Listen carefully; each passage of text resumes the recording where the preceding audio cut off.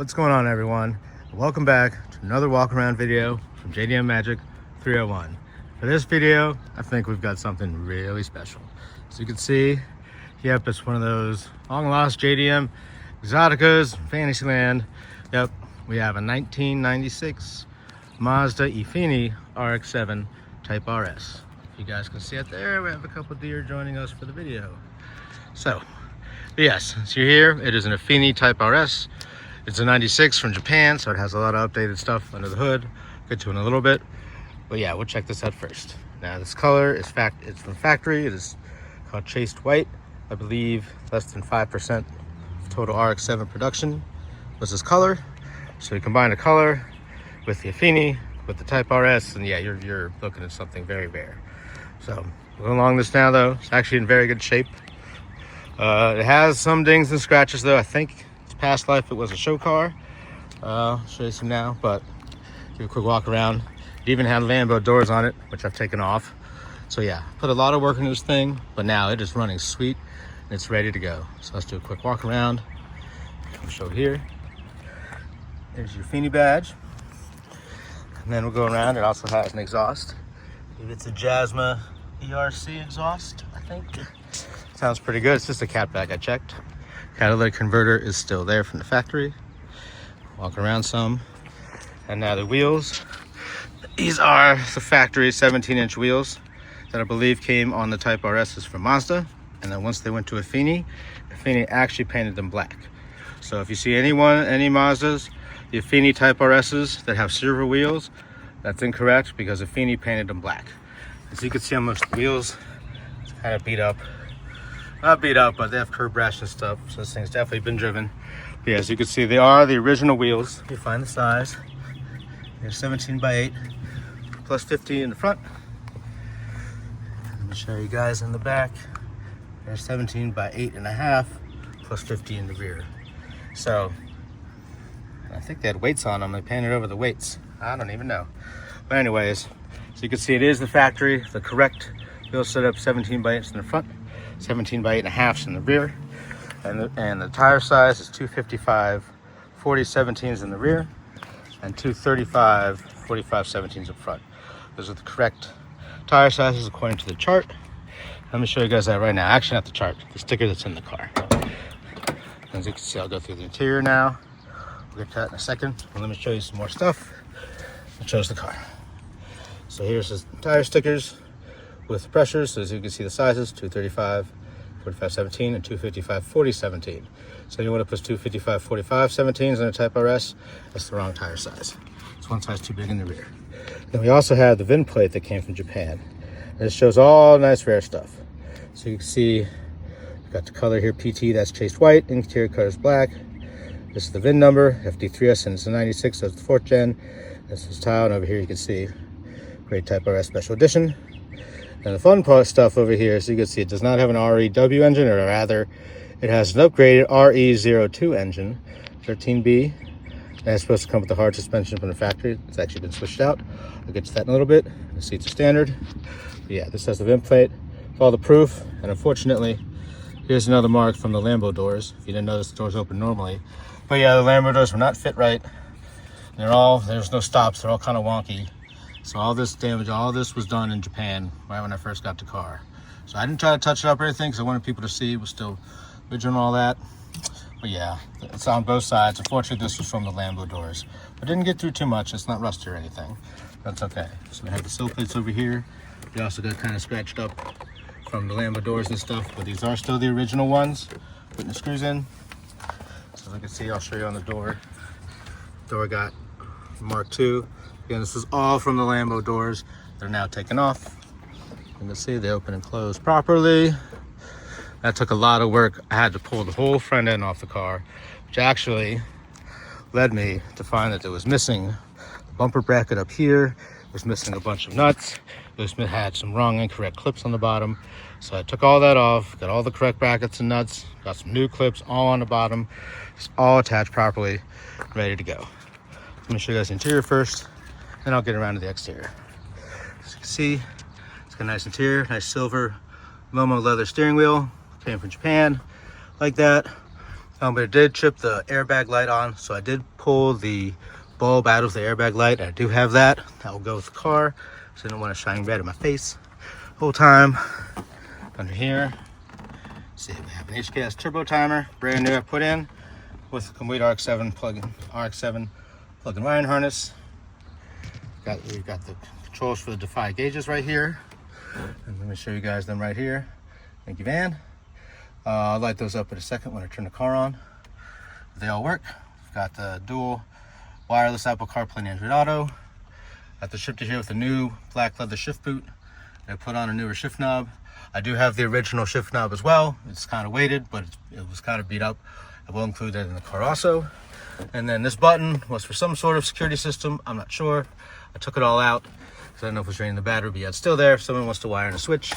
And of course the ashtray and all that. Down here we have, the JDM RX7 floral formats. I don't know what to call it exactly, but those on both sides. They're in good shape. Then we have the trunk release and fuel door release. That all works. Then we have the seatbelt holder right here. So let me take that off. Put that on. So I run it like that so we can get in the back. And let me show you guys the back seat. Ooh. So that's the back seat. And yep, here we go. That's the RX7 JDM full leather back seat. Everything. Plus, showing his extra show car. The guy, previous owner, put a bunch of speakers in on both sides. They do all work and sound pretty good. I actually had to add the grills because the grills weren't there to tighten these things up. But otherwise, yeah, it sounds pretty good. Unfortunately, the seat has one tear here, a little rip there, but I think that's pretty easy to fix. Otherwise, it all looks pretty good. Under here, we even have the rear floor mats for it on both sides. So yeah, it's pretty sweet. Trunk's nice too. I'll show you guys that in a second. Just want to show you the interior first. And then here on the door panel, everything's good. Van's still driving. So we have speakers, and there's some new speakers installed under there as well from the previous owner. So they updated everything, so it does sound pretty good for what it is. Underneath here we have a Razzo gas pedal. I think those might be the stock RX7 pedals. I'm not sure, but it sure looks like they're all aluminum with a Razzo gas pedal. So yeah, some JDM stuff. So right back up here. Actually, you know what? Let me pop the hood for you guys too. So there's a lot of stuff going on with this car. But I mean, it's good, but yeah, I wanted to try to show every detail I could. Unfortunately, as you can see, there's no scratch. Then here's actually a mark from Efini where they filled in for the factory spoiler, and they actually mounted this. It's a factory Efini 3-color Sport GT wing. That's what it said on the auction sheet. Oh yeah, I like these guys. They're practicing driving, so we can look at them too. Take a look from the back. So it's all good. So we have some company. Yeah, so let me show you guys in the trunk too. It's dirt. I think this paint's original on the bumper and the roof and the quarters. I think the hood. I believe the fenders and the doors have been painted, but I'll show you guys that in a little bit. I'll show you guys the trunk. Open. Now it does not have the Bose system or anything in it because I think the prior owner took that out when they put in all the custom stuff. So I don't have all of that, but the car does have the jack, the spare wheel, 17-inch, the other one from Japan, and we have the jack and everything else along there. And also, let me show you guys here. Be gentle, take it out. Here's underneath, but this is the actual adjustment knob because this car has 32-way KW and Greddy coilovers. It's actually pretty rare for this car. I looked them up. They're 32-way adjustable, and they do work. All the adjustment still works pretty good. Actually, I have them turned up kind of high because that's what needed for this car to actually run pretty good. And then bam, covers right back on. But it actually rides really nice. Another thing I did was I took out the power antenna, which of course didn't work like all the other ones on these cars. And I went and I found a manual antenna off of a mid-90s Miata and kind of had to work another bracket in there, but combined the two brackets and was able to get the manual antenna conversion, plugged it all in, and now it works great. I got this short antenna because we needed something to clear the wing. And there's more proof from Efini about everything's factory. Here you can see the marks under the factory trunk from where Efini filled in the holes for the factory spoiler to mount this one. And here on both sides too. I haven't left it, but again, you can see more proof that this is all original. So yeah, there you go, the trunk, all in pretty good shape. And I believe the rear wiper and washer still work. And we have the cap there. So let me see. I don't think there's anything too bad along here. Show you the wheel wells. Fortunately, we have, oh yes. Let me show you some damage. Unfortunately, that was from the Lambo door. So you can see the door was painted along with the fender. It looks like someone used too much body filler and it started kind of cracking here and here. Now I did put the car through PDR because there was a whole bunch of dents along here and the other side from when people were slamming in the door because it wasn't closing properly. So PDR take all those out so it looks way better. But unfortunately, this was kind of a side effect, and this actually was cracked and everything when I first got the car from Japan. So I didn't do this, it happened in Japan. So yeah, but like I said, this car has some dings and dents, but that's what makes it real nice, because you have this super exotic, rare car that you could drive every day. You don't really have to worry about maybe if you get another ding or dent somewhere, because it's, it already has them on there. You could save up for a nice new paint job, turn it, redo the wheels. This thing would be, yeah. So let me show you one other thing. On the car, it does have new brakes put on, new pads and rotors in Japan, but unfortunately, these are the wrong size brakes for the car. RX7s, they have a 16-inch wheel brake setup. I think it's about 11-inch rotors, and then they have a 17-inch wheel brake setup, which I think is almost 13-inch rotors. Now, unfortunately, this car was supposed to come with the 17-inch wheel brakes, but in Japan, someone put on the smaller 16-inch wheel brakes. Now, they do work still very good. They have new pads and rotors on them, but again, you can see that's why the dust shield behind is a little bigger than the rotor, because these were supposed to come with the 17-inch brakes, but someone switched them in Japan. As you can see here, that's also why the dust shield's a little bigger than the brake itself in the back as well. That's not a big deal because the brakes still work really good. The car doesn't weigh much, but again, I want to be honest, that could be another project for the next owner. So the car's not exactly perfect, but it still has nice brakes and they still work really good. So, move on front. Now the car does have, they're teaching young drivers. So in here, now the car is a 96.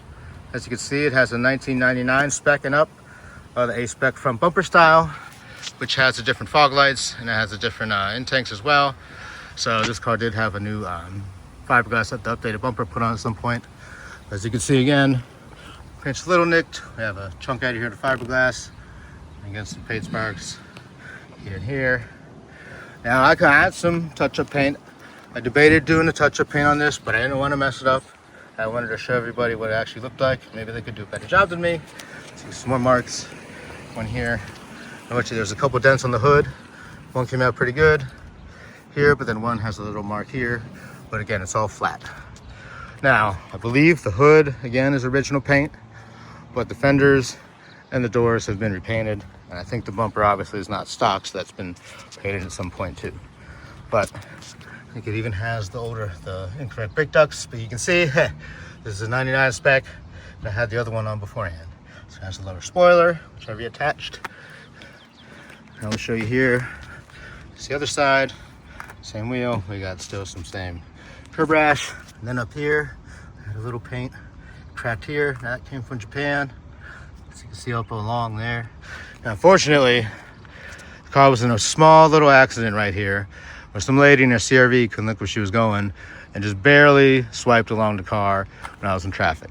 Now, it had left a bunch of smudge marks of paint and a couple of little dents, but I was able to polish out the paint completely, as you can see. And then the PDR guy was able to get out the dents mostly as well. So there was no damage, anything underneath. I don't even think I was moving. So, but I wanted to be honest with people so they could see. But yeah, there's no evidence of any damage. Paint still looks good together. There might be one scratch, but again, that fills in with, the other scratches, because this was again damage that came from Japan. But yeah, wanted to be honest with people, but still the original fender, bumper, nothing else happened. See, as you can see, no dents, paint's good. So yeah, so we'll go along here. I think there's a couple more dents. We have the folding power mirrors. Maybe another more little paint chip here. Oh yeah, let me show you guys on the bumper. There's one. A few more dents back here. So again, super exotica. Paint's not the greatest. You could drive every day, and this would be an amazing daily driver. I've been driving it a bunch, and yeah, you get the attention left and right. So now, let me show you guys this real quick. The hood rock up. This is the moneymaker. And this is the rotary engine, the RE02, not the REW. So it's got, I believe the Type RS has upgraded turbos, this engine, a little higher boost because it spikes up to 1 bar and then holds higher, going through the whole rev range, and there's no boost control or anything on it. It's all controlled by the computer. This car also has a 430 rear end gear ratio. So first through fourth gear is quicker off the line, but then in the transmission, it actually has a lower fifth gear. So that when you go on the highway, the RPMs drop even more than normal with the 430 rear gear. So you get the acceleration benefit first through fourth, and then you've got the lower fifth gear to still cruise on the highway nice. One of the features of the Type RS. Now the previous owner added this Grady in tank and the Grady hoses here, as you can see. And I put on the new K9 filters when they got here because it had some old Grady filters that were of course disintegrating because they don't last. They're from Japan. So you can see it's all pretty much stock otherwise. But it's very clean. There's the hood, no rust anywhere, as you can see. Just a bunch of little paint dents and all that, but no rust. Everything looks clean. Probably cleaned up even more. Has an upgraded auxiliary coolant tank, metal instead of plastic. So I believe the plastic one's burned. It has cold AC that works, heat still works. Got the strut brace. I'm not sure if this is the correct one for a Type RS, but it does have one, at least for an RX7. Yeah, so let me just show a little more. And the headlights work. We have HID headlights here. So yeah, I think that's most in the hood. And here we have, again, the VIN plate as well, proof, and the VIN stamped into the firewall. So now, I think that's about everything. Now again, maybe I missed a dent or, a ding here and there, but you guys get the idea of the car. It's not perfect, but it still looks, again, super rare, daily exotic. You don't have to worry about the paint job. You can drive every day. I've seen a lot of people comment that they'd want one of those because, again, this is an awesome daily driver. So now let me go ahead and start this home for you guys real quick. Oh, here's a little, there we go. There we go. Starts right up, settles down. So you see the gauges. Again, they're blinking because these are LEDs, so that's why it's blinking on camera. See how the gauges work. Up to temp, sitting nice. Radio's on, have a nice idle. There's the mileage, 98, about 98,600 and change for the kilos. I got a picture of that too that's clear. I'll show you guys this. This is the controller for the defy gauges. Glove box all wired, hidden. And here, and I also have another USB or cigarette lighter. USB, actually, hold on. I have a cigarette lighter and USB adapter. Plug in. You can USB, you can charge your phone. There's USB or anything like that. Use this card. They took the cigarette lighter out and put this stupid push button in that I have unhooked. So yeah, here as you can see, we got dash lights at work. Sun visors, headliner's good. So yeah, she does under the hood. Got no smoke out back. Yep, and the car settles into a nice, sweet, stable idle. It'll lower a little more once it's really warmed up. It'll settle to about 750 RPMs. And this computer seems like it limits the boost because it is the upgraded 16-bit ECU. So it seems like it waits for the car to warm up. Once it unleashes full boost, yeah, you guys gotta hang on to this thing. It is fast. Yeah, so there you have it, guys. Still got the driver's lessons, so let me back up here slowly. So let me put the hood down. You guys can get a full look.